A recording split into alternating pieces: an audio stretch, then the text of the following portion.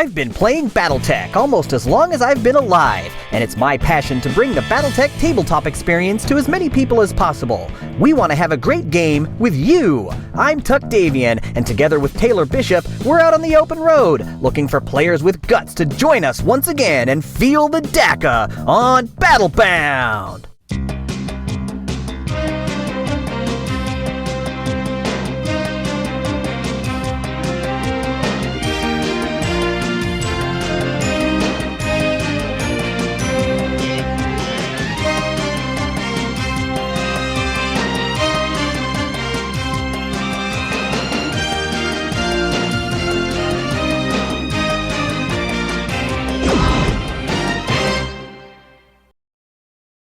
We have a special treat for you today. Not only are we going to do a little bit of an interview, but we are going to simultaneously do an unboxing at the same time. This is our good buddy Larry Collins. We're here at his house today, so thank you so much for allowing us to come into your home and come into film. Glad to have you here. I have on loan a copy of the Japanese Black Widow Company source book, and I also have one of my own that I just bought specifically for this purpose, the Japanese Grey Death Legion source book. Awesome. And that's because we're doing the Grey Death Legion versus the Black Widow Company. Man, this is going to be the dream fight. This is where legends clash. This is going to be a serious clash. So let's talk a little bit about that, Larry. Why are we doing the Grey Death Legion?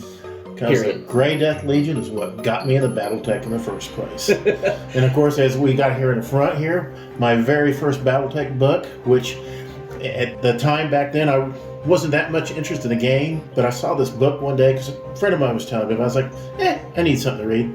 So I picked it up and read it. It's like, okay, the Battletech universe is pretty damn cool. This is it. And yeah, who knew that one book would cost me so much for so many years? Because yes, it made me into a Battletech addict. Because there was a time I owned everything that they ever made from Voss. I had it all. Yeah. Of course, nowadays I haven't got everything because, well, I kind of got into painting, and that's another addiction. Yeah, that's a whole other story. Yes. So, okay, what is it about this particular novel that set your brain going, oh man, you know what, this is where it's at. Like, there was this particular scene or this particular thing that got you hooked, and what was that?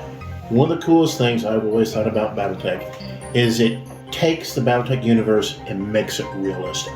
You know, and the whole Grey Death Legion, the way they got started, just to me, I thought was just dang cool in a very realistic way. Now, this just made everything cool. To me, you know, of course, nowadays you would try to say Battletech universe is kind of like the Game of Thrones of Battletech, you know? In space! and I so wish they would make a live-action Battletech to go along with this universe. It'd be so cool. Yeah, I think we're hopefully coming up on a time where they may be able to say, hey, this is a viable thing. Maybe if we get a little Kickstarter going there, get on that catalyst. Hint, hint, hint, hint. All right, so let's talk about this guy right here. We got the Japanese Grey Death Legion source book. I'm going to get this guy going for us here, because I've never seen this. Taylor's never seen this. All right. Here we go. We got it. Oh, the cover is cool. Yeah. It's so much better than the original cover. Let's see. Get into this guy here. Yeah, at least they packaged it safely. It is actually thicker. Oh man, there's multiple things in here. Let's see what this comes with. Okay. Oh, it's kind of like a hardcover. Kind of like a hardcover book. You wanna take a first look at it? Oh yeah. Since it's your now, is it anybody in the Legion in particular that you identify with? Grace and Kyla. Yeah. Oh yeah. Most definitely. And for what reason do you suppose that is? He is an expert leader. In fact, for somebody who started with basically nothing, he built up an entire Battletech Legion, which is just amazing how he did it. Oh wow. So let's take a look at this guy. So cool. Oh man, it's got like it's like a book jacket. They don't go, is there anything underneath this? Oh wow, look at that. Ooh. Yeah, let's get that on the flat on the table so we can all see that out. Yeah, that's pretty nifty. All right, so it's got a little bit of a... Now, if this is just like Japanese, we might be opening this from the wrong side. But nope, don't look that way. We got it. So they've actually done this English style, right? Well, no, it's gonna be all Japanese. Well, yeah, from a certain point, but like manga, they always go right to left. Yeah. Which it doesn't look like they did it this time. Oh, it is definitely Japanese, except for the titles. Right. Yeah, that's pretty sweet. Look at that guy. I have no idea. I think that might be the Japanese edition of a Thunderbolt, I think. Possibly. I couldn't tell. I know that's a locust in the background there. I can definitely tell. Yeah, you definitely see the locust there. Ah, there's it. There we are. Oh. Yeah, come back here. Looks like Grayson and Lori there. Yep. Much better artwork.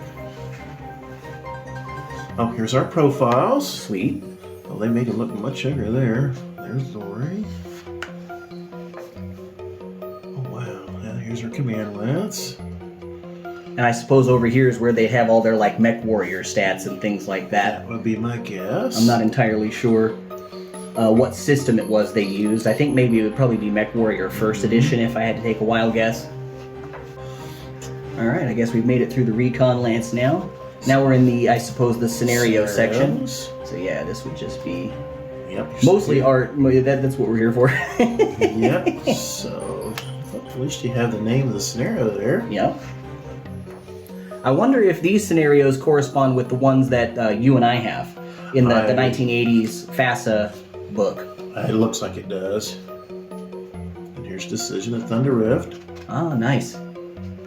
Now here's the Meet the Crimson Blade. Oh, okay. So this, I can tell by looking at these map sheets, this is the scenario that we're actually going to play today.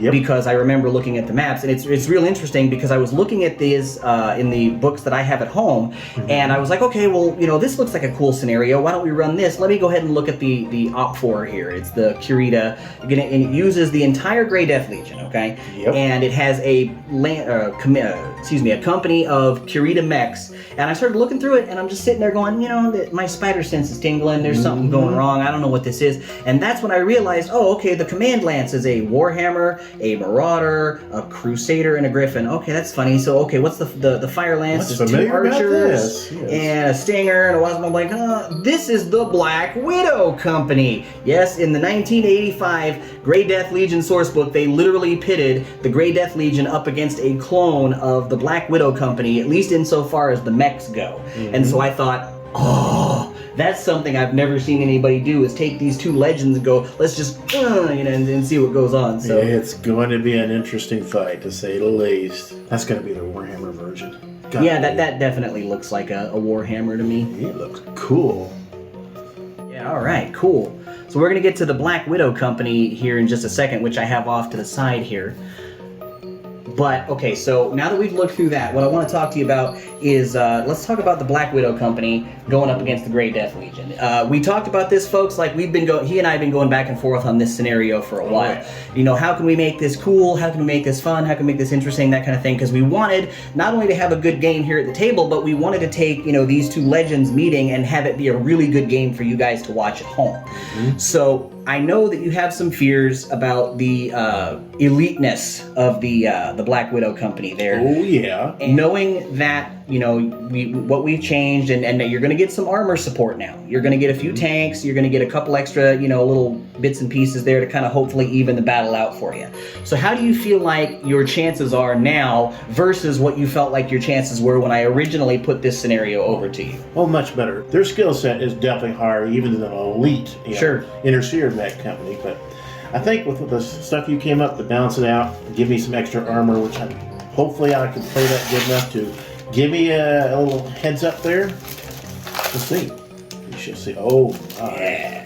Now this is actually on loan to us here, Battlebound, by a fan of the show. We're going to put his information here on the screen for you, and I can't thank you enough. I was not able to find this particular book, and I thought to myself, man, you know, I can't have one and not have the other. That's just, it doesn't feel right to me. And I put a call out on the Battletech International boards, either classic or regular, whichever one, and this fella came to me, and so thank you very much, sir.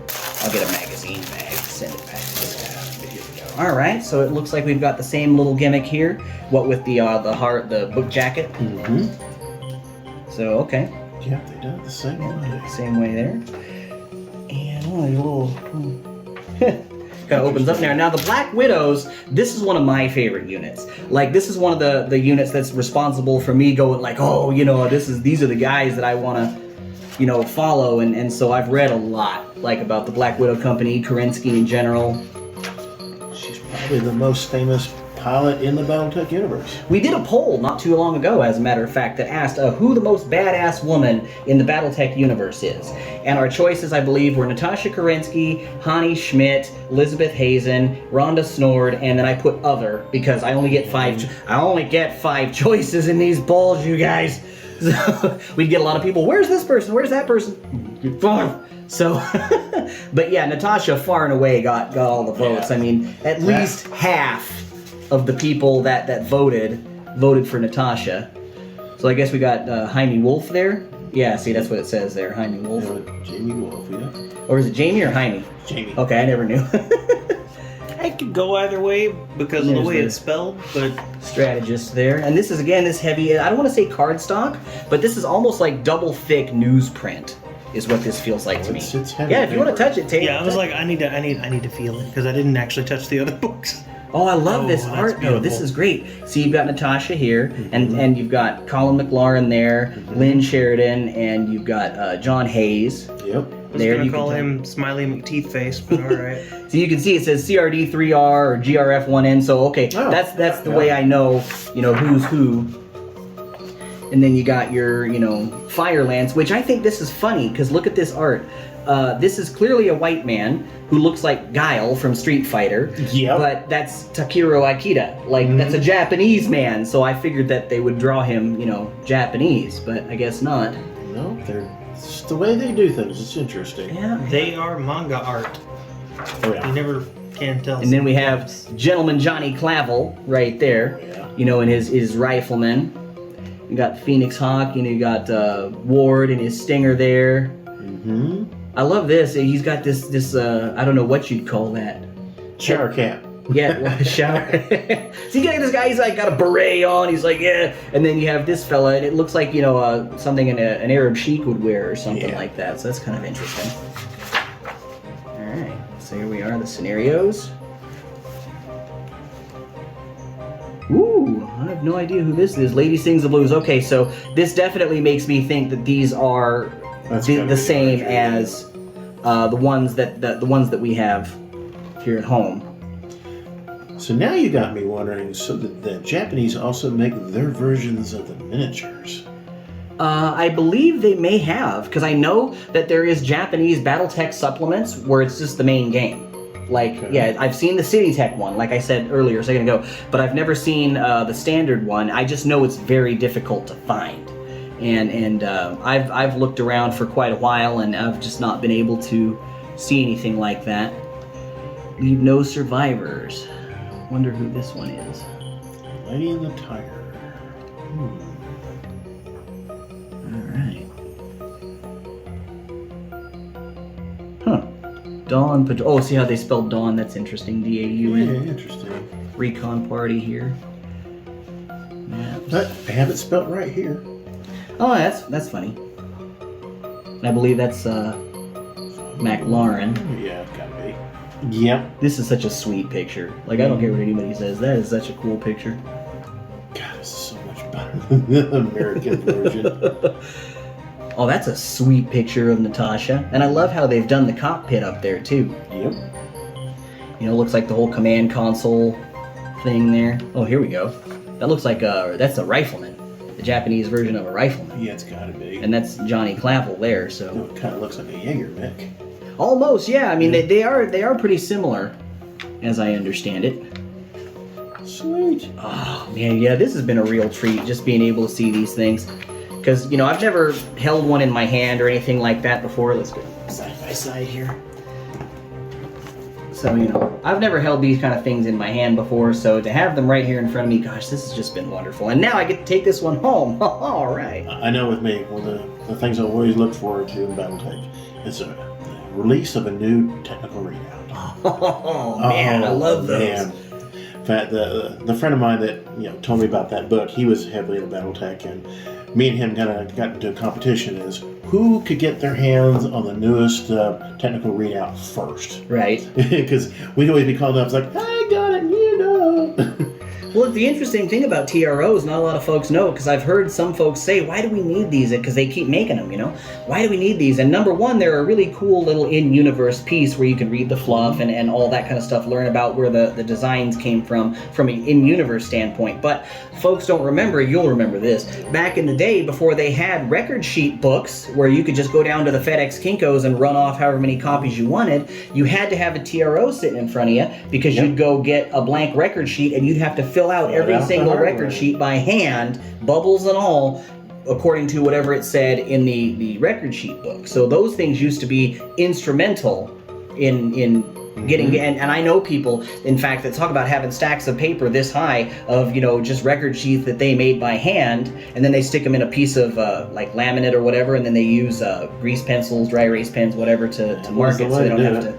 And I used to play with grease pens. We used to stick them in the Office Depot things, and we'd mark them and then just get a sock. And Larry, do you have anything that you want to talk about in particular? About how the Great Death Legion is going to win against the Black Widows? Oh, yeah. We can talk about that. Yeah. Well, all right. I think it's real interesting because when we first started talking about this, you were just like, I'm going to get my butt kicked.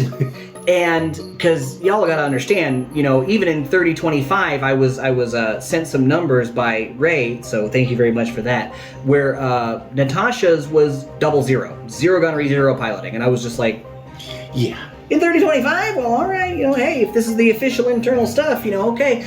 And Larry was going, oh, they're just going to mop the floor with me. And I'm like, well, okay, a 00, yes, that's scary. If it's in a direwolf or something like Natasha had later. But that's just like, no, you're dead. Yeah. In this era, a Warhammer is just a Warhammer. Like, it's still only got 18 heat sinks. It still, can't fire both of its main guns on a run without almost jumping to heat penalty for movement and things like that. Yep. The Marauder's even worse. It stands still, shoots its main guns, goes to 4 heat. So even with an elite pilot in it, I'm just like, I think really that these pilots in the Widows are going to be, even though they're elite, they will still be limited by the capabilities of their machines. So if you want my personal opinion, what with you having some armor support in this particular game, I feel like that's going to be the edge for you. And if you imagine this little square here as the battlefield, and if we're coming in this side, and it's only going to be a couple of turns before you have tanks coming in on this end, you're carrying a Rommel in this particular game, and the Rommel is just... The Rommel is going to give you a hard time. Oh, yeah, I don't doubt it at all. And then, of course, you have that LRM carrier in this guy. Yes, that is... Park 'em and bark 'em, stick 'em up on a hill and just going all day on that. I'm plotting your doom with that one. I bet, and it's in Maxim's nothing to scoff at either. No, it gets in there, it's good. got some guns, it's got some speed, and yeah, sure, it may not be able to take that much punishment, but all it takes is one turn where you put the hate on somebody, and then you've hurt them going forward for the rest of the game. So even if that asset's taken out right then and there. So, okay, I personally think that I'm going to have an uphill battle here. And that's okay. I'm looking forward to that because I want an interesting game. Whether I win or lose doesn't really matter to me in this particular scenario. Now, Taylor will tell you, in scenarios past, yes, there's been times I've really wanted to win, but I'm not going to tell you which ones those were. I'll let you figure that out for yourself. I can tell you what some of those were. I know. But in this particular game, I'm really excited just to get to do it. Yep. Straight up. That's going to be so fun. I'm very, very much looking forward to it. So thank you so much for sitting down with us. Sure. I'm glad to have you here. Enjoyed this, and I'm looking very forward to it. Yeah, me too.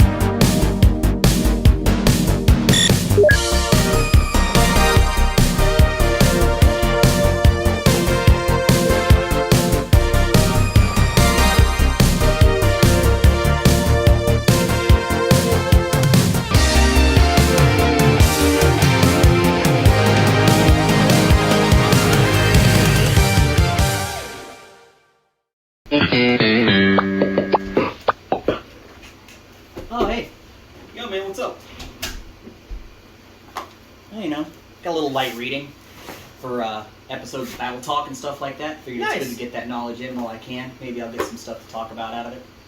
Yeah, catch up on some old Star League. Oh yeah, you know, gotta start with the basics. Hey, speaking of basics, do you have any ideas for the episode? Oh yeah, I got lots of ideas for the episode, but I mean like the sketch. Oh, no, I've been so absorbed in this stuff, plus I've been binge watching Netflix all day, playing the Battletech PC game, you know. My brain's just been all over the place, man. Oh. Yeah, that's fair. Wait, PC game? Yeah, ever since, you turned me on to it, I'm like, yeah, give it a shot. That's fair. Gives me an idea. Alright, I'm listening. I know a guy. Another one? Like, how many guys do you know, man? 2 or 3. Yeah, he borrowed my Super Nintendo a while back. I can see if he's got any of the old MechWarrior games. Oh, hey, man, I haven't played those since I was a kid. Right? That'd be pretty cool. Alright. Maybe get a little bit of inspiration there. Mm-hmm. Alright, sweet. Get him on the phone, man. Let's get him over here. Let's get that thing going. Get some popcorn, get some pizza. That's him. What? How do you do that? Yeah, don't worry about it. What? Hop up.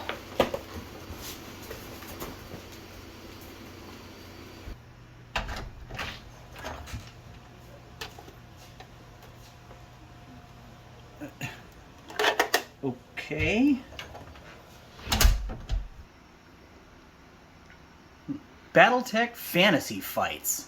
What? Yeah, I don't remember that either. Ain't no game I ever heard of. Pop it in. That's what she said.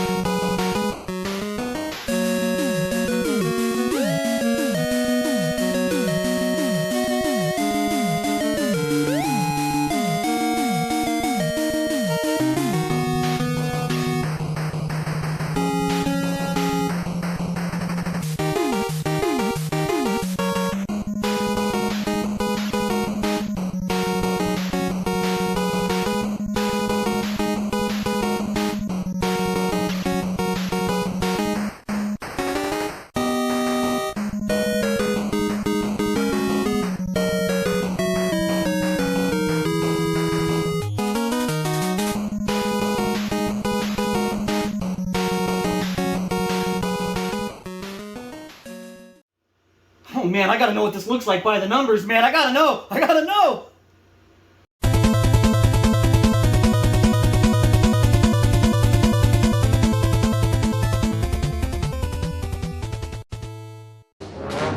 Supply raids are common throughout the Inner Sphere, and items such as foodstuffs, munitions, water, and the like are often the targets of clandestine missions into territories that have the potential to explode with conflict in the blink of an eye. While under the employ of House Kurita, the infamous Black Widow Company is taking part in such a raid, looking to abscond with a set of crates containing various items that are in short supply. The local planetary militia is aware of the Widow's presence, and in preparation for such a raid has hired the Grey Death Legion, helmed by none other than Grayson, the Grey Death Carlisle himself. Together, along with Carlisle's company of battle mechs and tanks from their own armor assets, the planetary militia hopes to deal a devastating blow to the Widows and prove that the mech warrior with nicknames such as the Queen of Spades and the First Lady of Death is not nearly as invincible as all the legends would suggest by laying a trap and waiting for the best moment to spring it. There are 7 bombs planted among the supply crates that explode for 8 damage in groups of 4 on a 2d6 roll of 5 or better when triggered by the Legion's resident demolition expert, Gomez Cristobal de Villar. All damage is dealt to the rear where applicable. The militia enters the battlefield during the movement phase of turn 3 from the defender's home edge. The militia commander's armor squadron consists of the following tanks.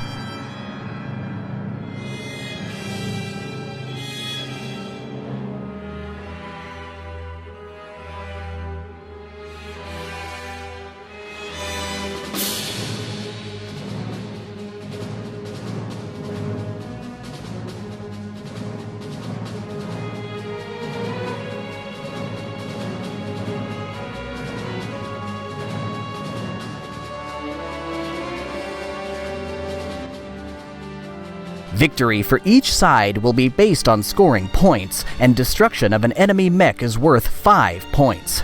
For the Grey Death Legion, forced withdrawal will be in effect for all but Grayson Carlisle. A withdrawing unit will not score for points if its pilot can make a successful retreat off of their home edge. Militia tanks will also not score for points and are subject to morale checks. Additionally, the Widows score an extra 2 points per mech that escapes off of the Legion's home edge. Widows exiting any other edge are considered destroyed. So, my strategy this game is going to be something a little bit different than I'm used to doing. I am going to keep my lances very close together and concentrate fire on their targets. In fact, what I think I'm going to do is I'm going to try to driving into my heavier mechs, the ones that can do the most damage, and also the ones that have the higher skill levels. So I'm thinking about taking my recon lance, try to run him up there, get close to try to distract him, and then try to just lead him to where I want him to be. Knowing Tuck, he'll do something different than I'm not expecting, but we'll just have to wait and see. So that is my strategy for the game.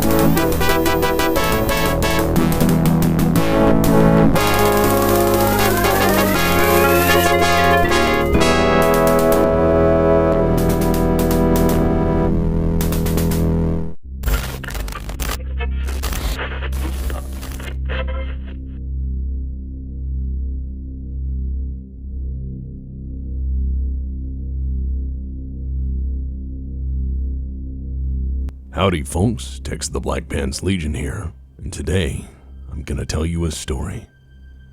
This is a big game with big fucking guns, so sit the fuck down and shut up, because we have a lot of ground to cover here.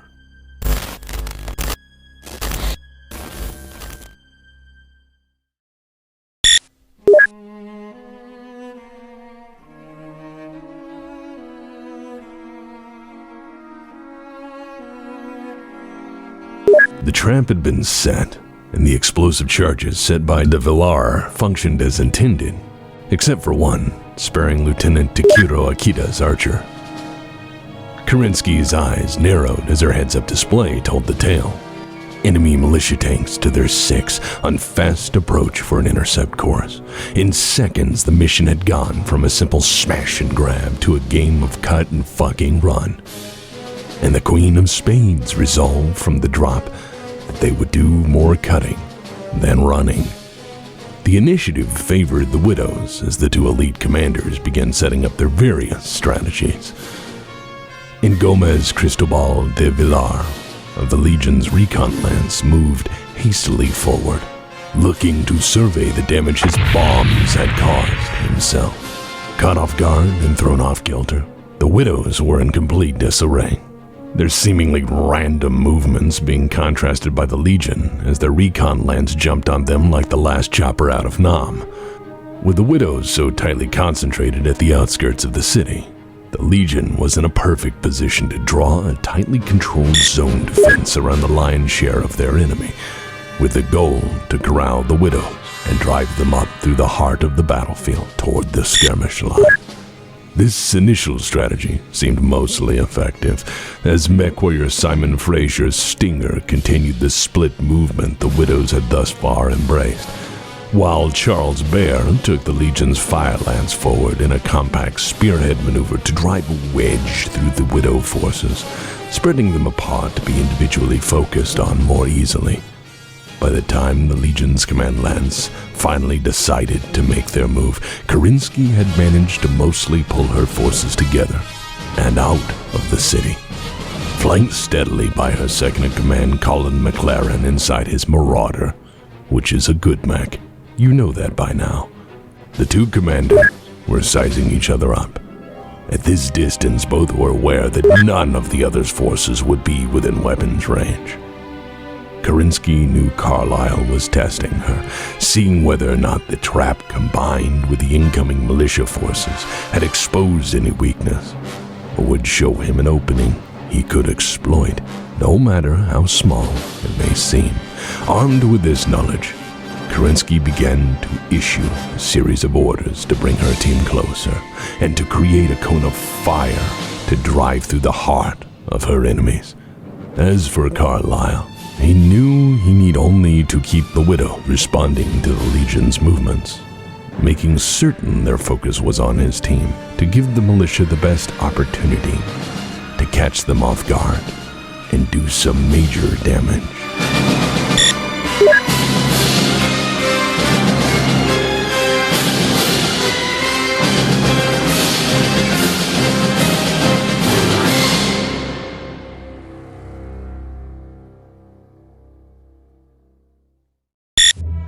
The Widows managed to keep their initiative momentum, but the victory seemed impossible, as they would be on the defense from both sides.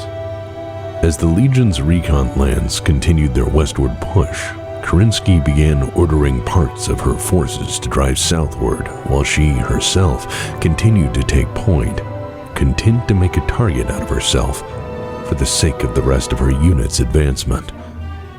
As each side continued to maneuver themselves into firing position, Carlyle took up a command position inside a dense patch of woods. Not wanting to play into the Black Widow's hand, he needed to go where he would be free to communicate with and command the rest of his troops with tactical impunity. Joined soon by his lance-mate Delmar Clay and his Wolverine, the pair watched closely as the Widows could do nothing but try and take up the best positions against the oncoming support, with the options being run and get shot in the back, or turn to face the music and get clobbered by the devastating weapons carried by the militia tank crews. Carlyle's first order of business from his forested fortress was keeping his fire lance firmly planted on the battlefield's southeast side, knowing full well that their play was simply a waiting game, looking to engage the first viable target that entered their effective ranges. Only Charles Bear ventured forward from his position in his Crusader, another feint by the Legion to catch the widows looking. Colin McLaren was the last widow to escape the city in his Marauder, keeping close to Kerensky to cover her while she executed her plans. The widows were only now beginning to regroup, and the Legion still had the distinct tactical advantage of preparedness, continuing to stay close together and fortify their positions while the widows struggled to put together an attack approach that could only be described as taciturn at best. Eager to get someone, anyone, within range, the widows began looking in earnest for any shots that could be taken. Much to their consternation, the widows' desires were stifled by the cautious advancement of the Legion, who were in no hurry to find themselves under their guns. For a moment, it almost felt to Kerensky like Carlyle was taunting her, setting up to view the oncoming carnage as the widows were now stuck in a position of run and gun, or dig and defend. Scans came up over her HUD that pegged the Legion's battlefield support as crews commanding the dreaded Rommel, a nightmarish LRM carrier, and a Maxim hover tank. Kerensky plotted her course into the Warhammer's nav computer. A few widows would keep an eye out as rear guard, and the others would trudge onward, despite knowing that they now walked into the lion's den with nothing but hate and discontent waiting for them.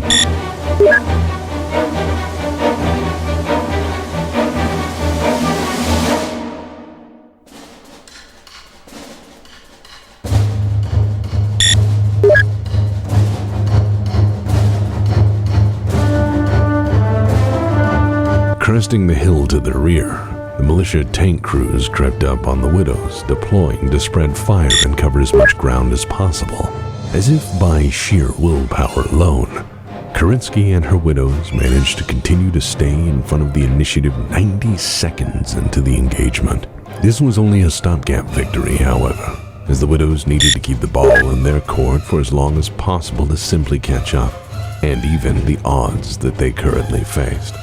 Pulling back from her reconnaissance position, mech warrior Lori Kalmar joined her commander by leaping her Shadowhawk next to Delmar Clay's Wolverine so as to avoid any damage attempts from the elite and veteran mech warriors of the Widow's Fire Lance.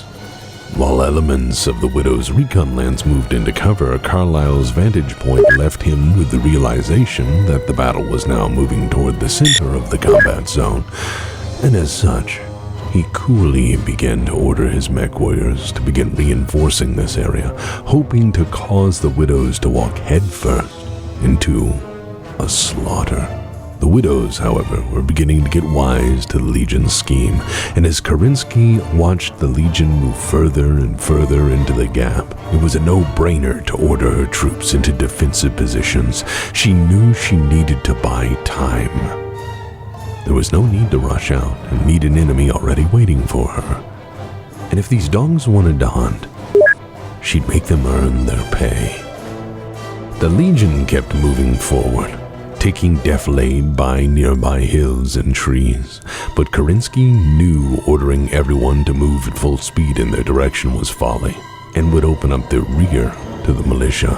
As a feint, Nichols bolted his Phoenix Hawk up and through the center of the battlefield, attempting to draw the Legion in and give Carlyle and the rest of his units something to shoot at, while a few widows kept cautiously back as insurance against the oncoming tanks. Miklos Delius lurched his archer forward to aid in this endeavor, while the Legion's Fire Lance was content to backpedal, fortify their positions. The Widow's Recon Lance stayed hidden, not giving the Legion the opportunity to play their strategy out. Colin McLaren and Lynn Sheridan each used their mechs to play a hunch, centering around the outskirts of the city and waiting for the enemy tank commanders to arrive. Their prediction turned out to be correct. The militia command crew blazed the Rommel right up Main Street, and this prediction had only barely allowed Sheridan to stay outside 90 meters from the Rommel's fearsome autocannon. While not at optimal range, the cannon was still within the mid-range of its effective capability, and Sheridan would have to hope that this would be enough to be able to take out that commander while avoiding any serious damage to her own equipment.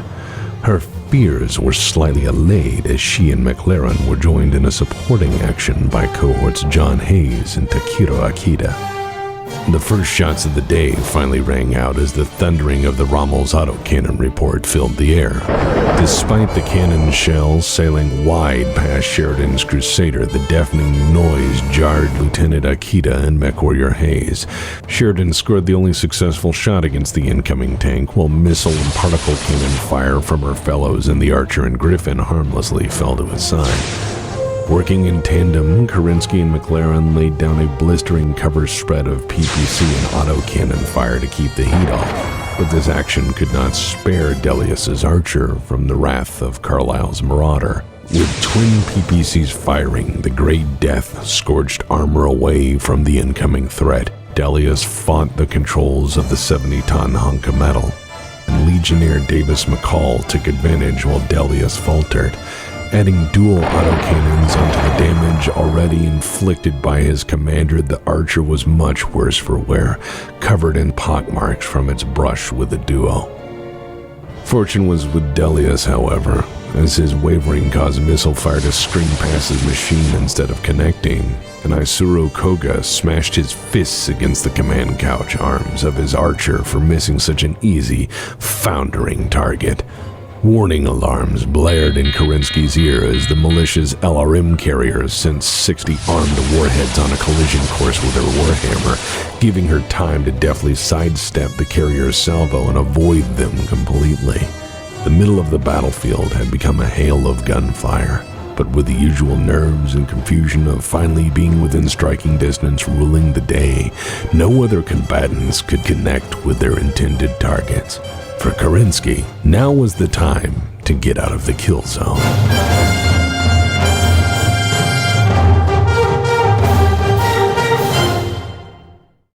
With the militia tanks trying to run her down, Kerensky and the Widows managed to stay in front of the initiative pendulum for a remarkable 2 minutes. And with things getting into the nitty-gritty, this is exactly the time that such fortitude was most valuable. The Legion's hold on the battlefield was beginning to come into question, and Colin McLaren began the march away from the tanks, knowing he and his Marauder were backed up by his lance mates. He was shortly joined by Kerensky as she continued to take point against the Legion, and it was all the Legion could do to continue their plan as the Widows approached by standing fast in their prepared defensive positions and steeling themselves for what was coming. Carlisle kept his feet firmly planted, drawing a bead on Kerensky's approaching warhammer. Nikolai Koniev bolted his Wasp into a position where he may soon be able to escape with the cargo he carried. And it was not too long until elements of both forces had made a hard stance on either side of the northern hill, each daring each other to make the first move. Meanwhile, in the squared circle, the Legion's fire lance was slowly beginning to come down from their hilltop hideout. Miklos Delius was not eager to be under the Legion's guns a second time. Taking his Archer around the northern hill his fellows had rallied around, he hoped to add some muscle to their position, perhaps keeping Legionnaires from getting cocky and trying to descend on the lighter mechs while keeping his own nose out of trouble. Seeing the Widows make a break for the gap drove Mech Warrior Charles Bear into action. He threw down the throttle of his Crusader and made a break for Kerensky's Warhammer, hoping to position himself such that he could blindside her as she came out into the open.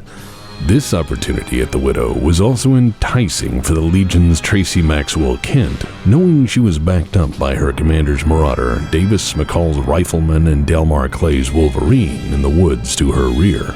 The northern hill, where several mech warriors took defilade, had turned into a powder keg, with over 2 full lances of mechs crowded around it.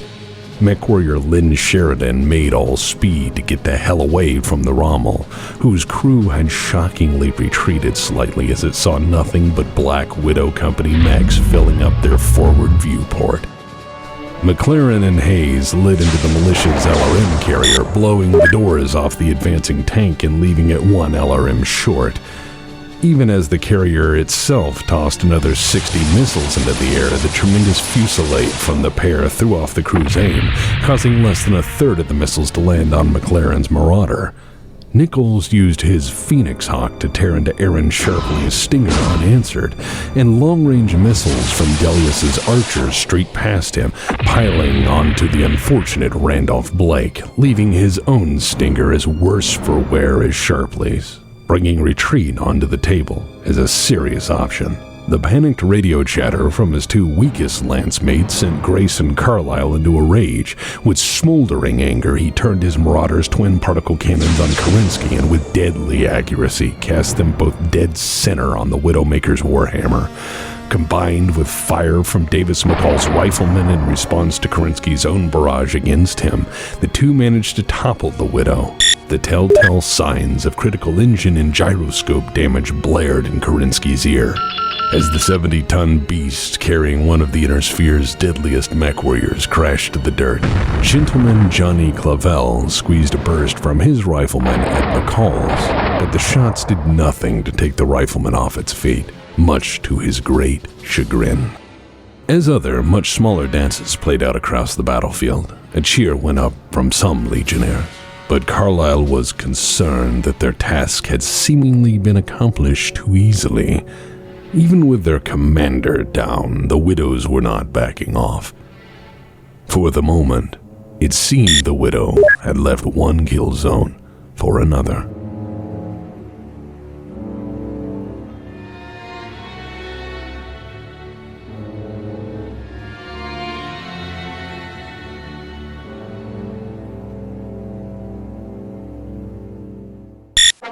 With ice water running through her veins, Kerensky stayed down instead of attempting to stand, making a narrow target out of herself and communicating from a prone position while her Warhammer's heat sinks shunted away the excess waste heat the machine's severely cracked engine shielding had suffered. With the timing of the moment being so crucial, it was of the utmost importance to be in front of the initiative, and the Widows managed to pull it off yet again. With one of the militia tanks heavily damaged, Carlisle knew if he did not play his cards right, the Widows would slowly and surely steal away the advantages he'd so carefully stacked the deck in order to achieve. Ordering elements of his command lance to backpedal to meet the advancing Widow mechs, his fire lance advanced into the gap to hopefully cut the Widows off if Carlisle's movements could draw them in. The Widows were nobody's fool, however, and played defense in response, sending their lighter mechs up through the gap to draw fire, as well as attempt to escape with the cargo they carried. This strategy was mostly effective, as the Legion's heavy and medium mechs closed range with lighter Widow mechs, while staying off of Kerensky as Aikita, Delius, and McLaren rallied around her. The nitty-gritty was either upon them or soon to be, as mech warrior Momar Yahan leapt his Stinger out and into the heart of the action. This maneuver led to several mini-strategies playing themselves out right before Carlisle's eyes, as his viewport soon filled the fuck up with mechs from both sides, eager to capitalize on one another in the best way possible. As his heart pounded and the sweat rolled down his brow from inside the human cockpit of his Marauder, he hoped his troops could stomp a few of the easier targets and position themselves in a prime spot to begin to work on their prey. While Nichols pushed forward in his Phoenix Hawk, Grayson Carlisle decided the best defense was a good offense and stayed put right where he was. He would only move if the Widows forced his hand. There was now such a large concentration of writhing metal jockeying for position toward the center of the battlefield that even the most expert marksman would have trouble drawing a bead on any one mech in particular. This was no more apparent than for the Legion's de Villar, as he was so focused on the mech's soup in his viewport that combat stress momentarily shook his concentration and left him unable to fire. Legionnaire Delmar Clay lost focus drawing a bead on Koniev's Wasp. stolen away by mech warrior Charles Baer, losing control of his Crusader under the combined barrage of McLaren and Hayes. The two were proving to be an effective and certainly deadly pair. Only Asuru Koga pulled his focus together long enough to make another attack run at Kerensky's down Warhammer, but was greeted by frustration yet again, as if out of the 40 missiles fired, only half struck, and the Widow twisted her mech around in the soil to avoid them. A great gnashing of teeth was taking place off to Koga's 2 o'clock position, where lasers, missiles, and machine gun rounds hit the sky like maybugs, as each mech warrior involved in the action hoped it would be their shot that left them the smartest man on the cinder. Aiding his fellows that were knee-deep in Legion woes, Gentleman Johnny managed to connect with Lori Kalmar's Shadowhawk after he'd steadied his rifleman for a better firing position. This caused her own shots to go wide, despite Carlisle laying down a white-hot line of laser and autocannon fire against Simon Fraser's Stinger. Legionnaires Blake and Sharpley had no luck in the fracas to back it up. Gritting his teeth and squeezing the triggers, mech warrior Davis McCall unleashed a torrent of autocannon fire that left Fraser's head spinning as it shredded his sensor and life support equipment. Fraser's main concern now was getting out with his life.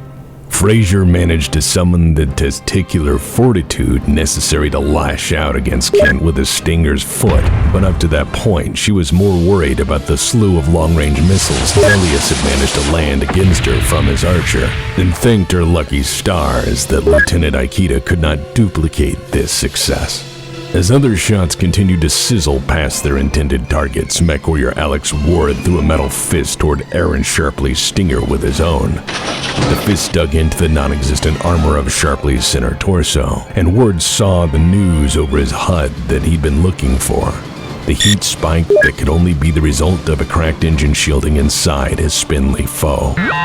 Carlisle was now beginning to worry that his advantages had been almost completely eaten up by the Widows, and the burden of kill zones seemed to be switching over to threaten the Legion.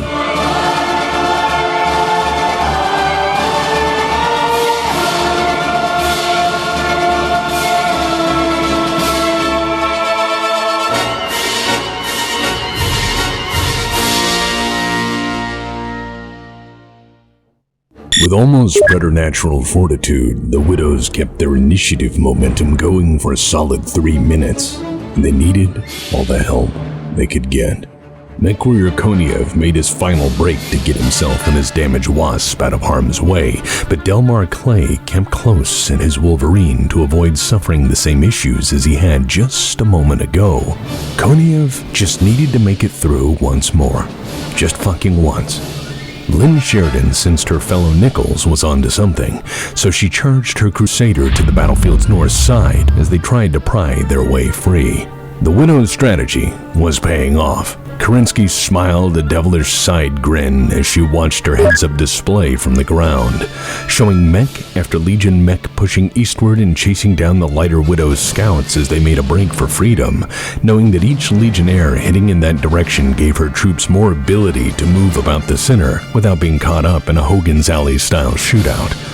If she could just draw enough of them away similarly, the Widows would have a much better chance at being able to achieve a full regroup.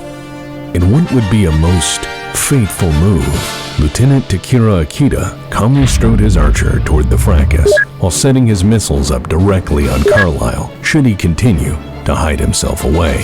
While McLaren and Hayes continued to run point for Kerensky as she stayed prone and staved off massive heat from her badly damaged engine shielding, Nichols used his Phoenix Hawk to draw even more Legionnaires away, cutting the Legion's fire lance off from the action on the other side of the battlefield.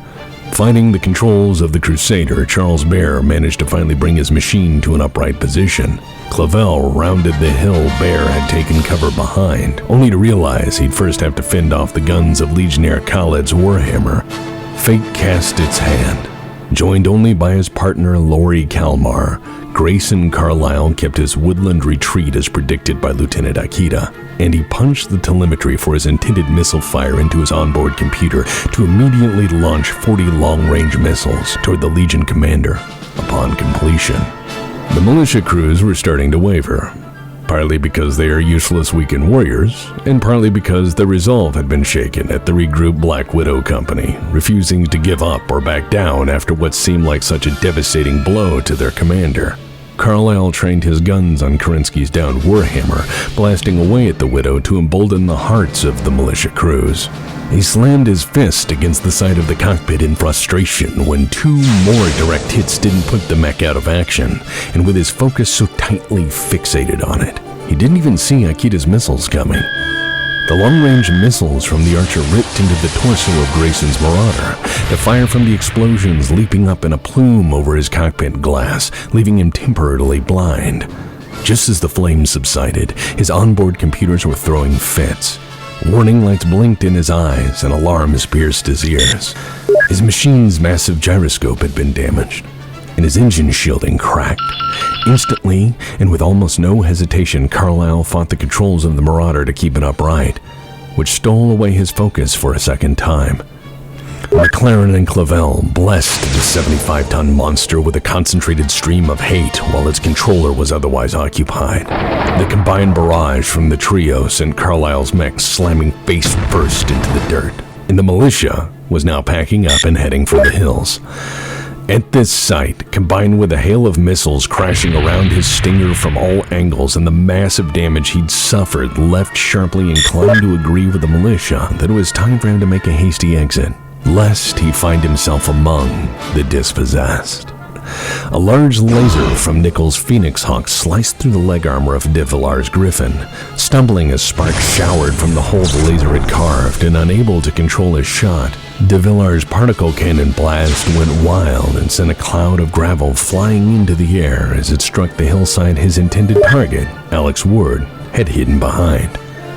The billowing black smoke from the gouge in the Griffin's legs sent Blake's nerves over the edge, and he soon found himself looking to follow Sharpley's timely exit.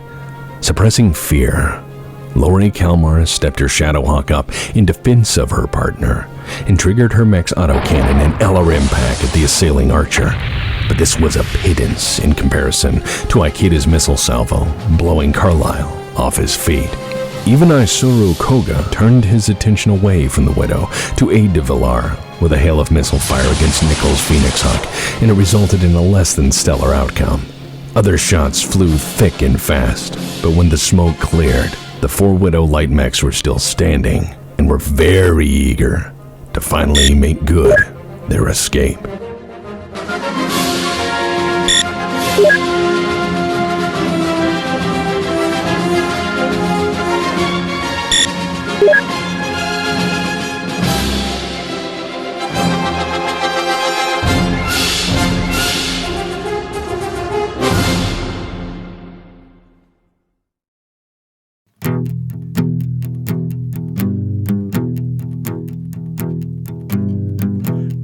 Death Legion, stack the deck. Gonna keep Kerensky in check. Secret bombs in the crates. Local tanks, what a wait. Oh, they were stuck between a rock and a hard place.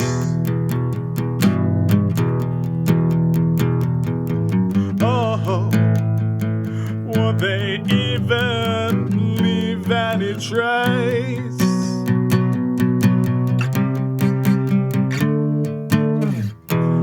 Have to run through the Legion.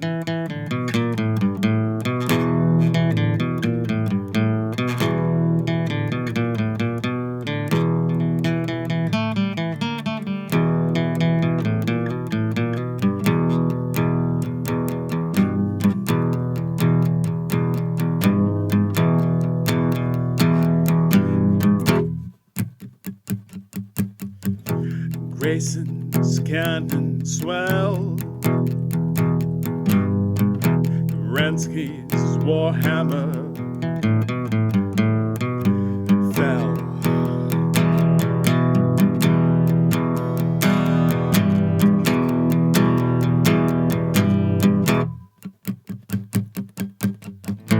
With a spell and a What else could this portend?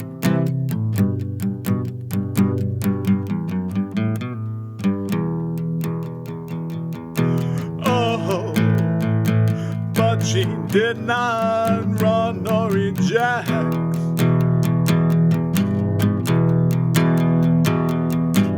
Oh, she just stayed right there in that wreck.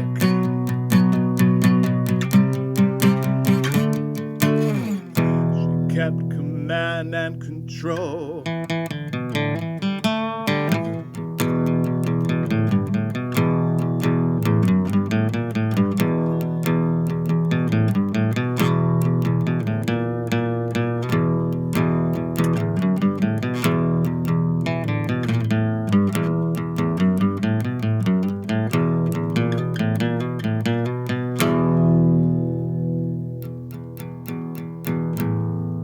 Carlisle knocked to the ground. Could Clandis turn this around?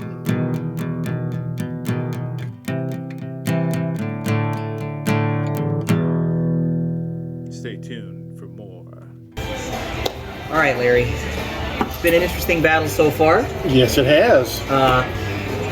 You could ask Taylor if you want to, but this is not going unlike I thought it would. I thought, going into this, well, I'm going to do the best I can, but do not be surprised if I get my ass kicked.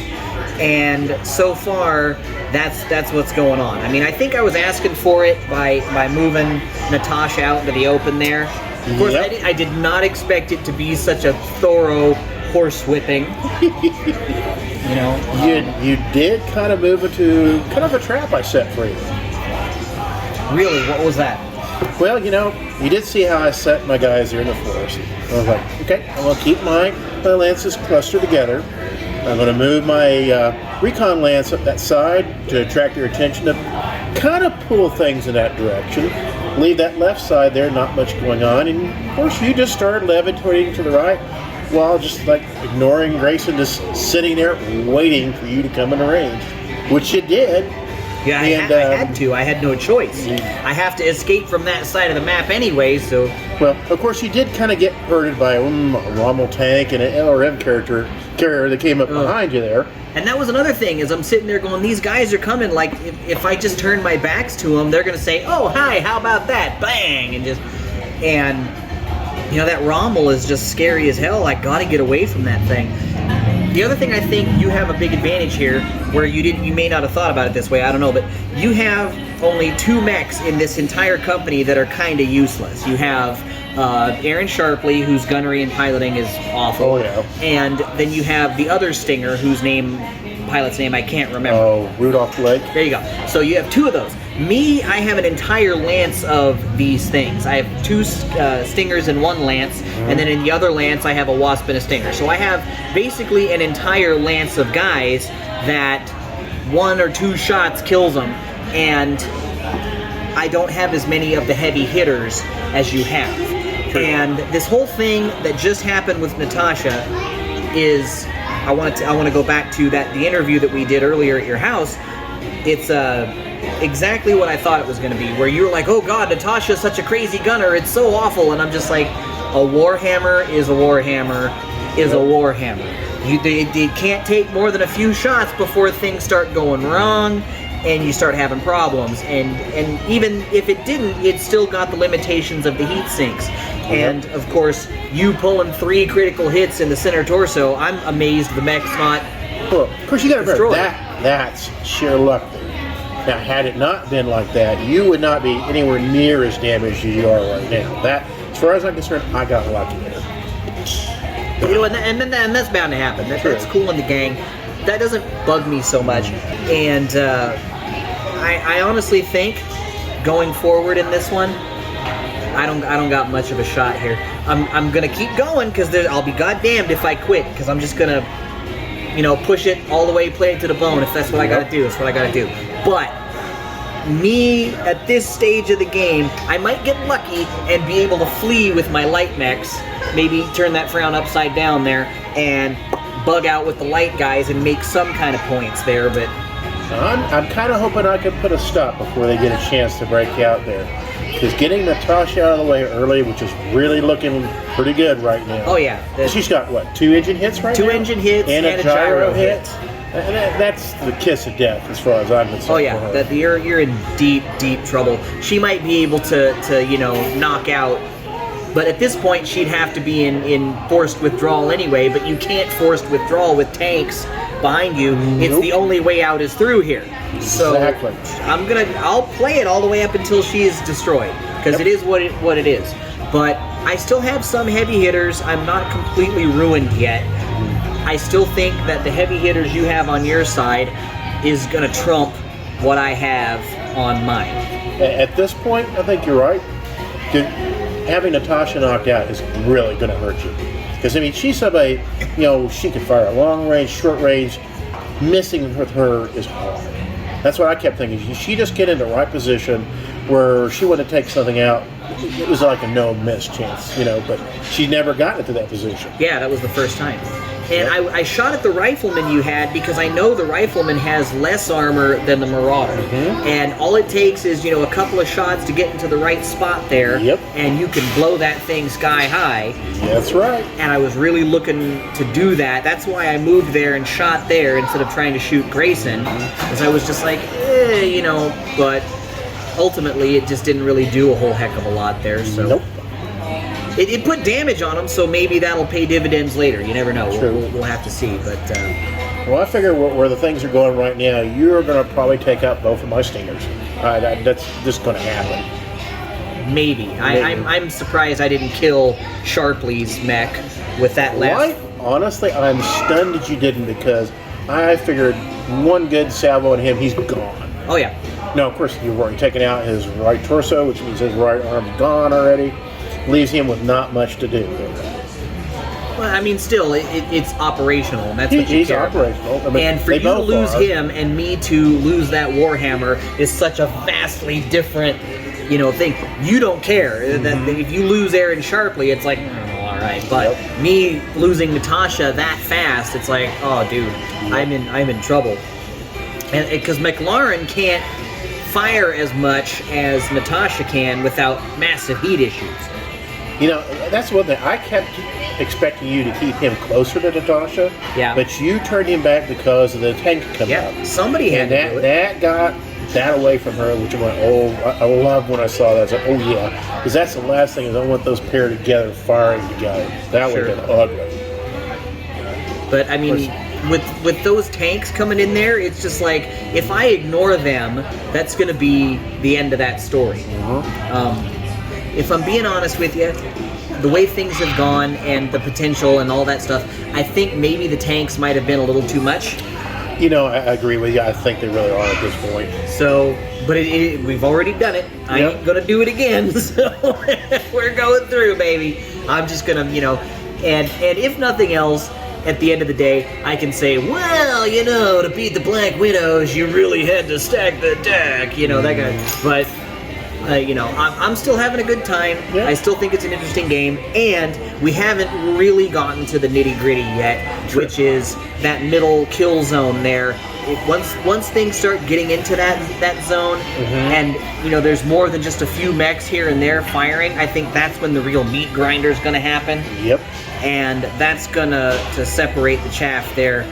And whoever comes out of that is who I think is going to be the one to take the W.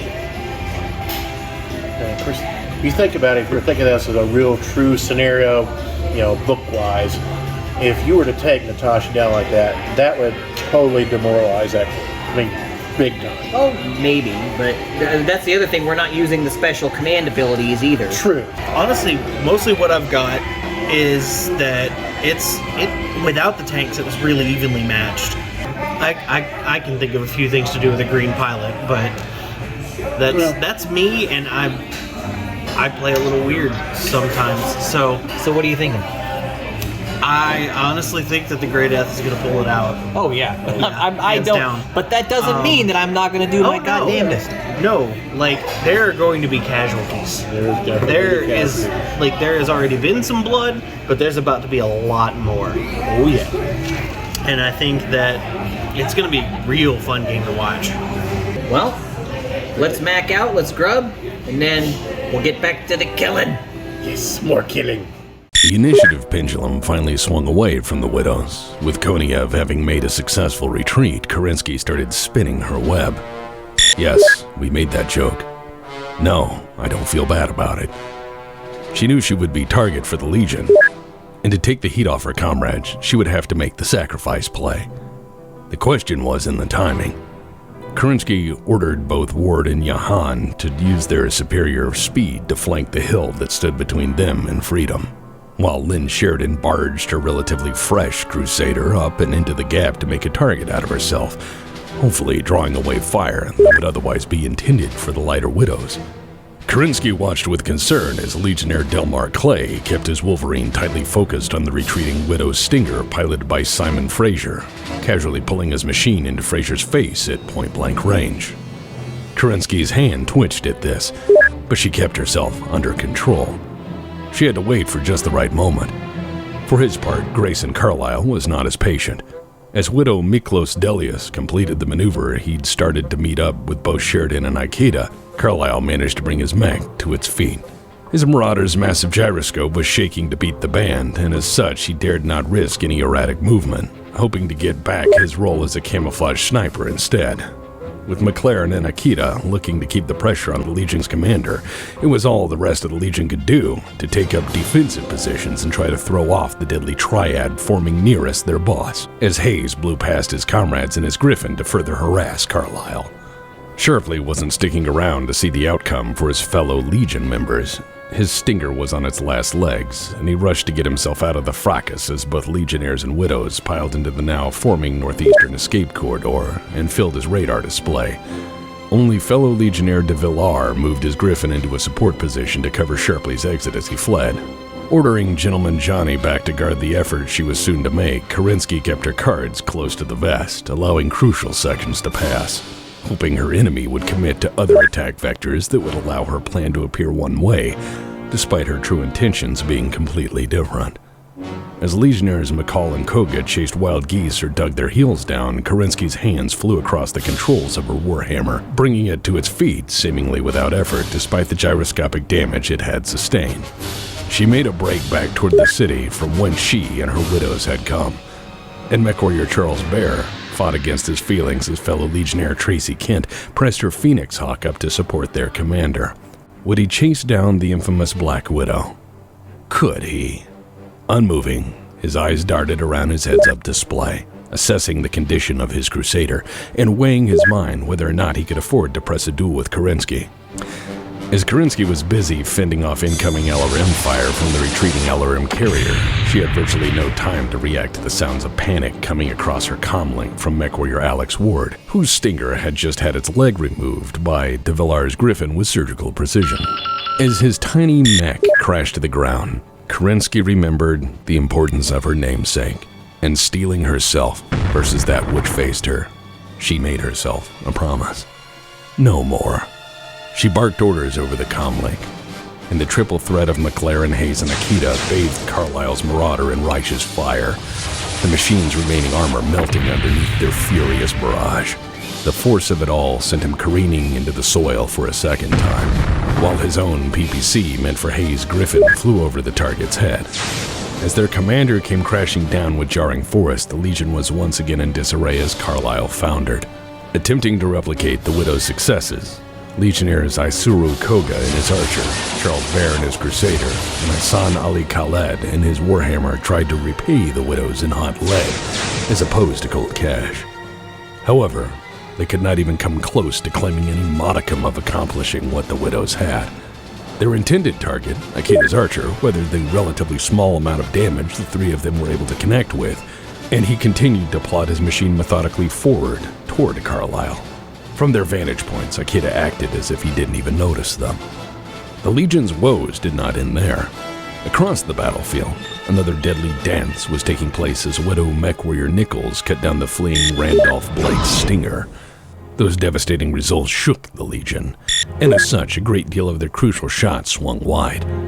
The shots that did connect were, frustratingly, not enough to cause the Widow Mech Warriors to stray from their current courses of action.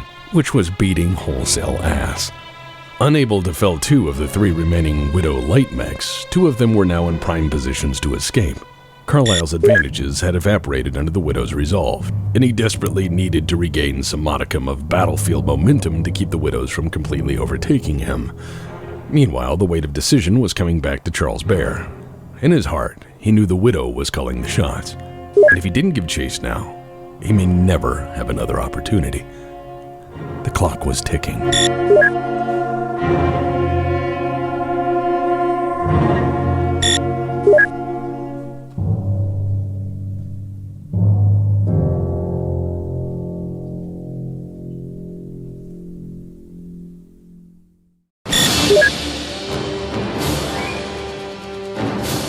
The Legion managed to keep the initiative, but at this point in the engagement, it was not necessarily the advantage it may have been several minutes prior. For exactly as Carlisle had predicted, Widow mech warrior Frazier bolted away from Delmar Clay's Wolverine, his stinger joining the ranks of the escaped. He was joined almost immediately by Jahan, now counting 3 escapees from the carnage, and Carlisle could only watch helplessly as this played out, while the militia crews continued their retreat they had started some time before. This is not their fault, they're militia, and they didn't sign up for this. There was nothing for Carlisle to do but bring his machine to its feet again. When Gentleman Johnny brought his rifleman into the beginning of an escape vector, Apprentice Aaron sharply threw down the hammer on his stinger. Distracted by the heavier Widow mechs moving his way, he failed to notice that the course he had plotted took him directly toward Ward's down stinger, and by the time Sharpley snapped his head forward again, it was too late to change course. While the other Widow mechs moved into support position, Lori Kalmar went on the attack, angling directly for Clavel. Sandwiched between 2 Widow mechs, McCall received support from de Villar, who turned his attention away from the one-legged carcass of Ward's stinger momentarily to aid his fellow. Having seen Charles Bear make a break for her in his Crusader, Kerensky knew any Legionnaires who followed him would take their guns off their escaping fellows.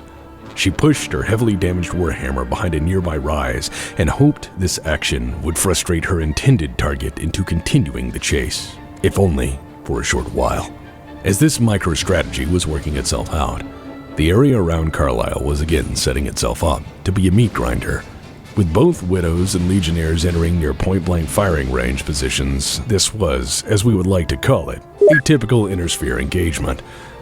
Isuru Koga and Tracy Kent kept back and would pick any Widow target they could get their crosshairs on, while Davis McCall's rifleman was trapped by the Widows into only being able to meekly back out of the line of death they had boxed him in with.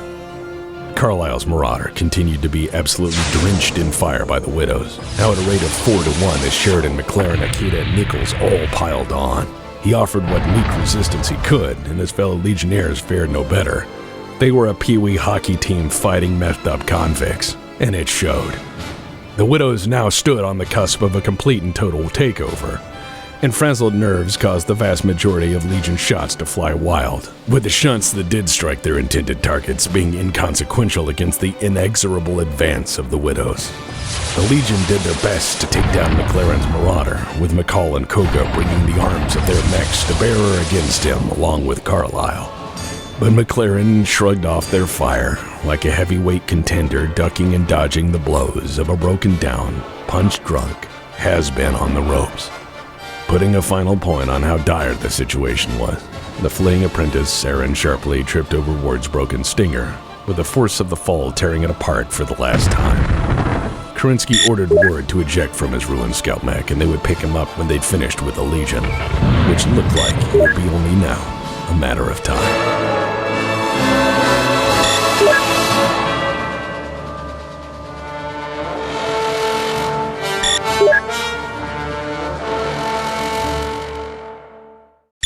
Scanning her radar display, Kerensky's hands gripped the controls of her Warhammer white-knuckle tight as she forced herself to be patient. The time was not yet right for her to show her hand, and she would keep the cards a secret until the proper moment. Legionnaire Charles Bear had continued to steadily approach, and as he did, Kerensky found herself thinking that whatever moment it was she was waiting for had better show itself soon.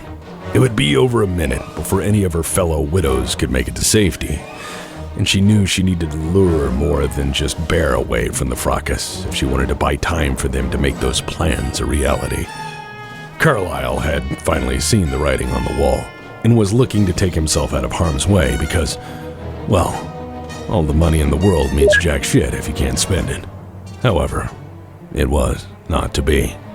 While mech warriors Cheryl and Delmar Clay were concentrating on a last-ditch delaying action to keep widow mech warriors Nichols and Hayes from escaping, their attention was quickly pulled away by a thundering explosion, shaking the armor-plated panels of their cockpits beneath their feet as the ground rumbled.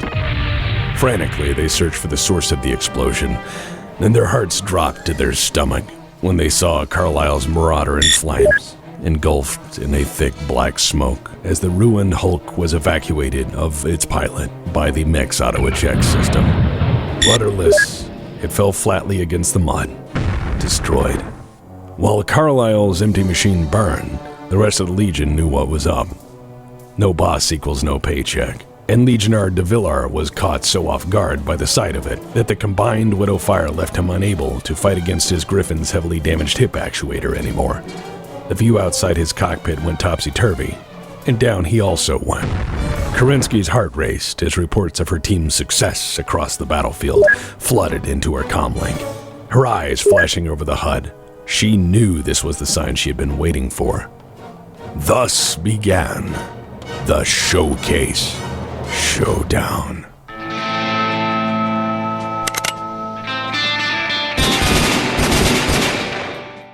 With Carlyle out of the action, Lori Kalmar's blood boiled.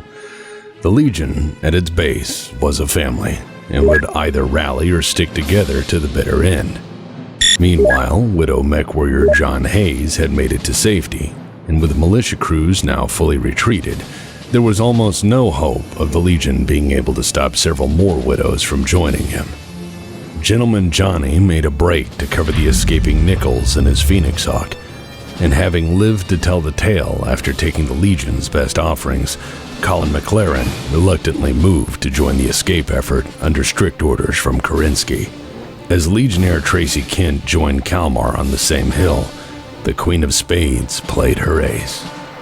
Blasting out from her hilltop hideaway and into the open, she made a juicy target out of herself and dared all comers to try their luck, despite her warhammer being full of holes and its damaged gyroscope spinning like a withered leaf blown from a tree. The ploy worked. Legionnaires Charles Bear and Hassan Ali Khaled closed their machines in on Kerensky, taking their eyes off Akita's archer moving alongside Clavel to bulldoze their way to freedom.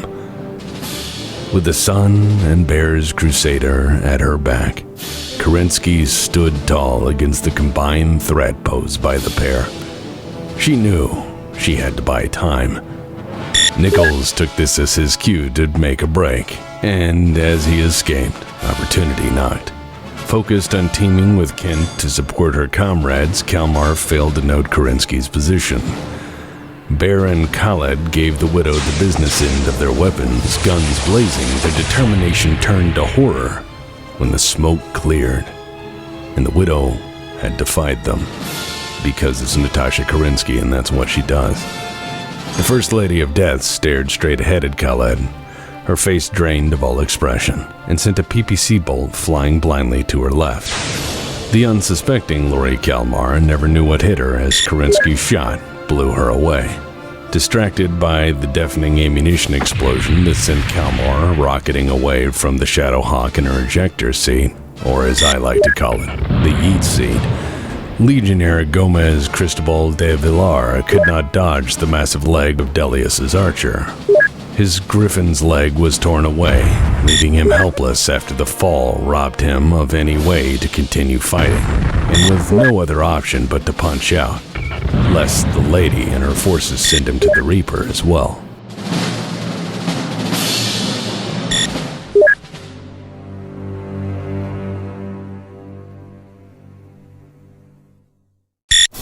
The Legion was hemorrhaging.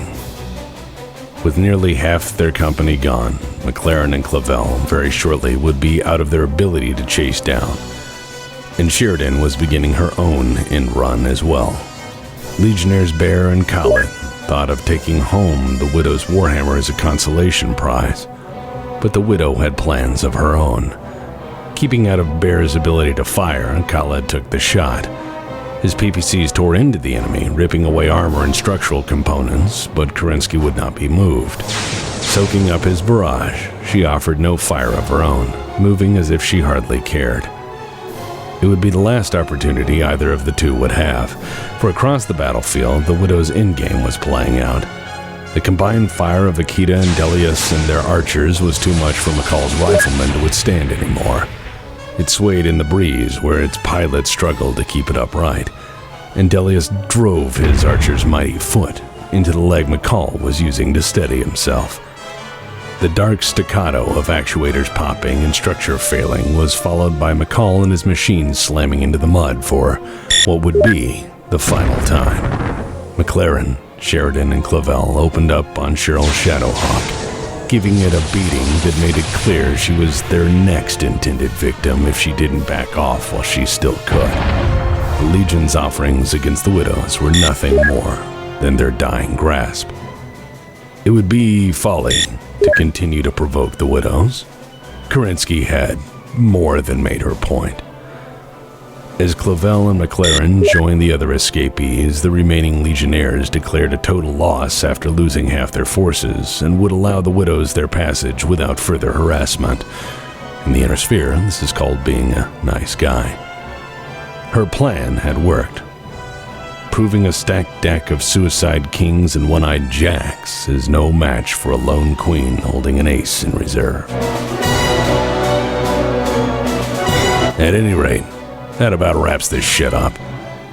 I have to get back to my own classroom. I'll see you fuckers later.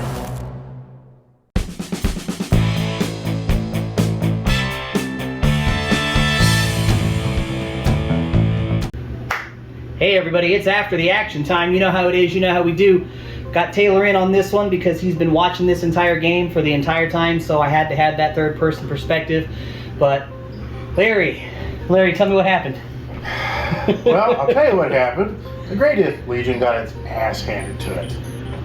It's about what I would have expected in a real life situation. Taking the Great Death against the Widowmakers there, because, well, they're outclassed, guaranteed. Even I am baffled at the sheer fact that the Black Widow survived the entire battle.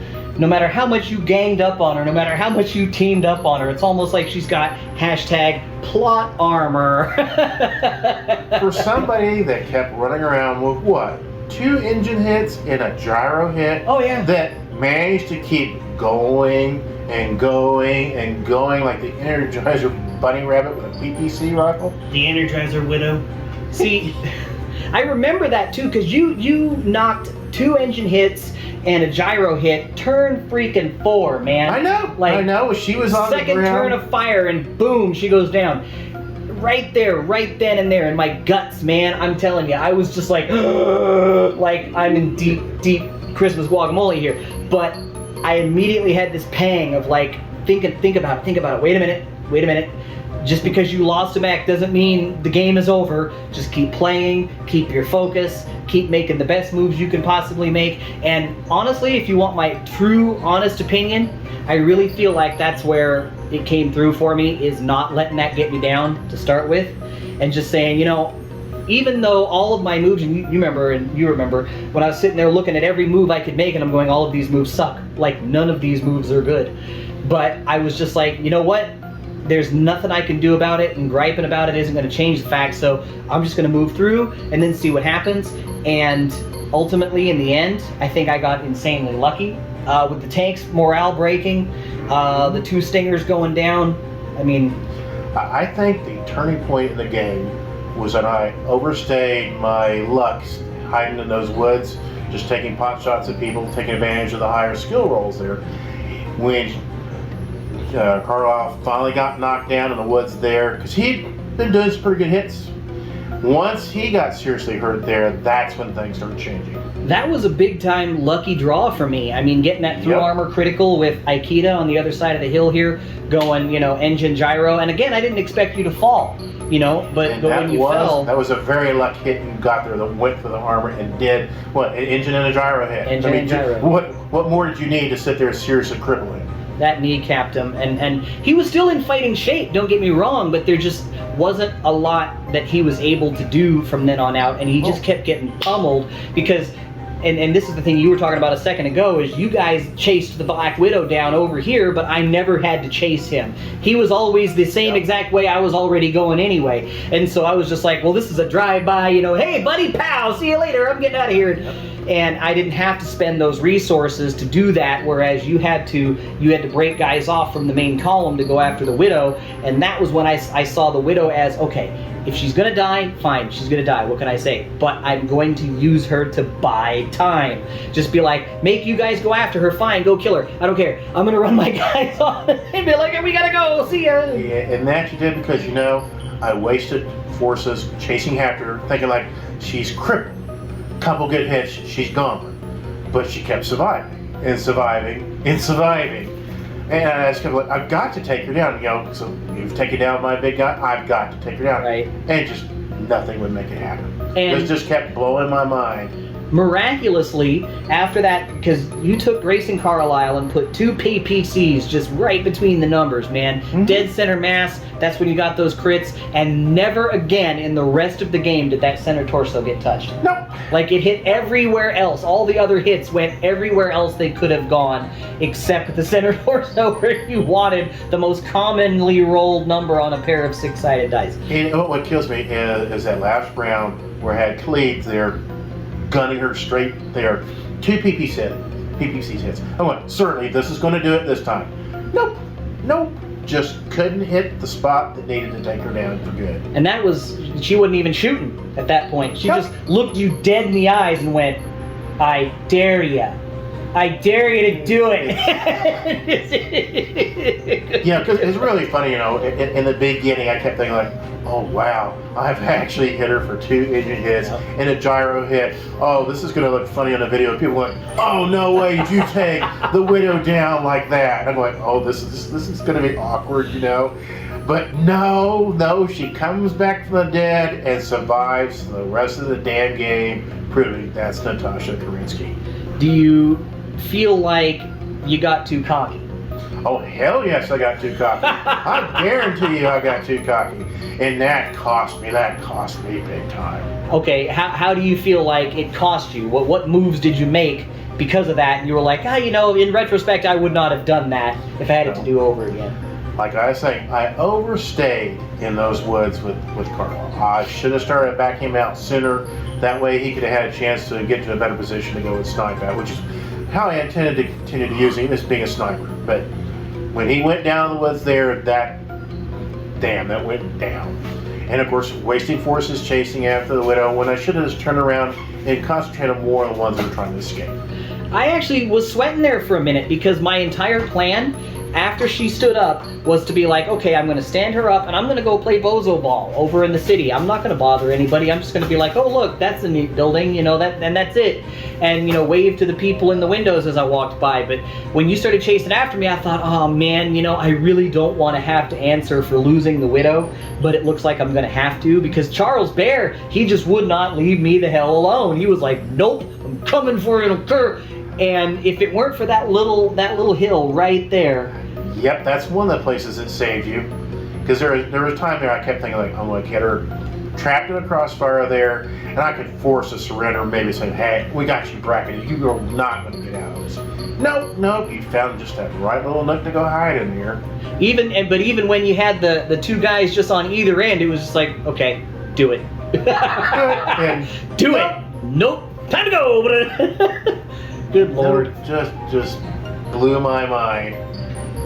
And of course, you know, once your guys got all in closer, that's when the troubles really started again for me.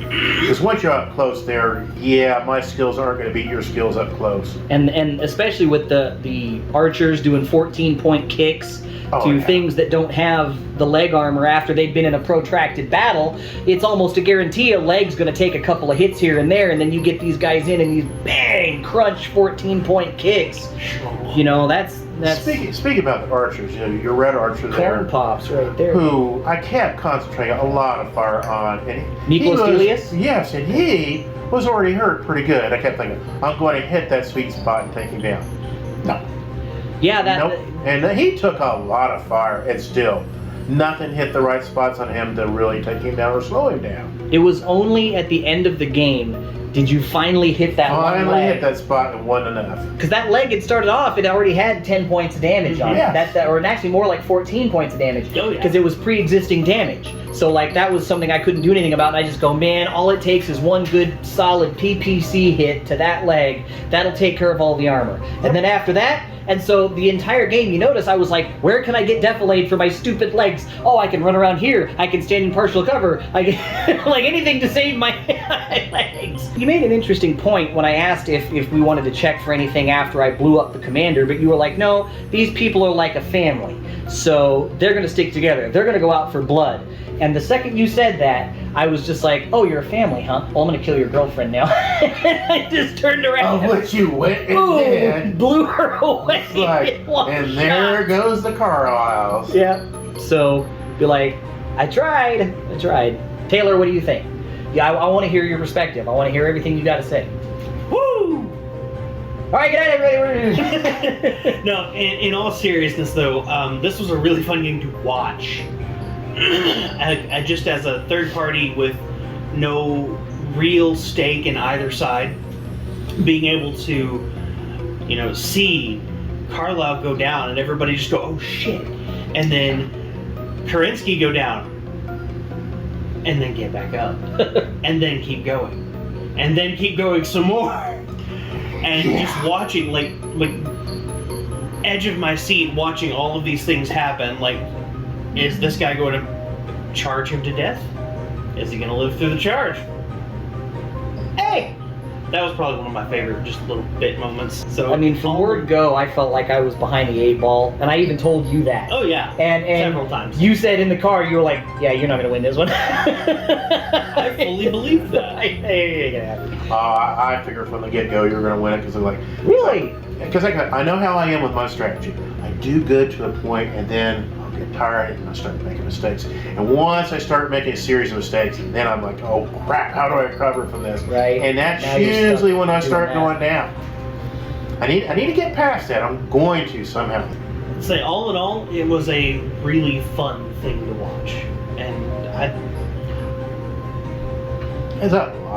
should have brought popcorn. Not the outcome you expected. Not the outcome I expected. No. That's Battletech, baby. I was perfectly happy to go into this fight and lose just to say that I did it, and to say that I did it with one of our local players. You know, when we had this crazy fight, it was this great game. I felt like I was behind the 8 ball starting out, and that I would just be that way for the entire game. And it got to a point where I remember thinking, man, it's just pop, pop, watching fellas drop. I might be able to pull this out of my ass if I can just scoot and take out anybody I possibly can on my way out. So, yeah, one thing I noticed, you at a distance you weren't doing so great. Up close, that's when you were making the killings. Yeah. Now, something I kind of pondered here about, because originally we were talking about doing this scenario. It's like, we do it Alpha Strike or we do it, classic Battletech. Yeah. So I'm kind of curious how this would have played out had we done it Alpha Strike version. I mean, we've gone a lot faster. We got it done in one day, guaranteed. Oh yeah. If we went full damage and didn't use any of the alt damage rules or anything like that. Yeah, it'd been interesting to see how they play, because it does play differently. I'll be honest with you. I like Alpha Strike. I got nothing bad to say about it, but what I will say is in this particular instance, when you have these 2 storied units that are going balls to the wall, they're dropping their entire force on the table, and they're going head to head. You've got a legend like Grayson Carlisle, a legend like Natasha Kerensky. I feel like to play this game in anything but the classic setting would be to rob it of some modicum of its specialness. True. It would remove so much of the things that could potentially happen in favor of getting it done more quickly. Like, for example, that bit between you and Khaled and Charlie Bear and Natasha, that never would have happened. No, not an alpha strike. It hits a hit in that case and you're dead. Yep. But in this case, you can just give me a shellacking with all these guns and that mech can still live. A big special shout out I want to give, I got 2 of them. Is by the time you'll see this, you'll understand that our special surprise is that this episode was narrated by Tex. So, thank you. It's been a pleasure finally having you on the show. The other one I want to throw out is Ray Arastia, who helped me out when I first contacted him about doing this game and said, you know, we revisit these skill sets every so often. The stuff you see in the old 80s supplements, that's not really accurate. Here, let me provide you with the official internal, you know, and so I felt like, oh man, I'm seeing like enemy tape from behind the lines, like, oh man. And so we were able to put that together based on that information, and to me, I feel like that added a lot of flavor. Yep. To the game. We've had a great time today here at the Tiger and Bishop Studios in our fat palatial mansion right here in Tulsa, Oklahoma, spotlighting our featured player, Larry Collins from the Tulsa Battletech League. Big thanks to Ray Arastia. Big thanks to Tex of the Black Pats Legion. We sure hope you've enjoyed the Grey Death Legion versus the Black Widow Company, and we're sure looking forward to seeing you next time out on the space lanes on Battlebound!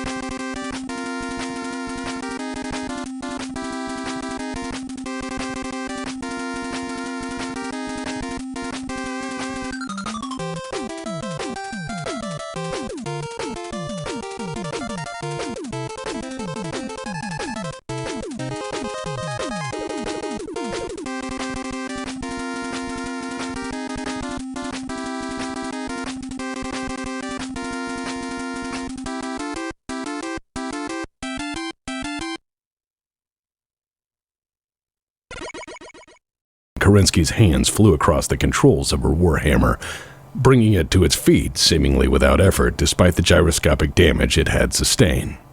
Because she's a Mary Sue. There, I said it.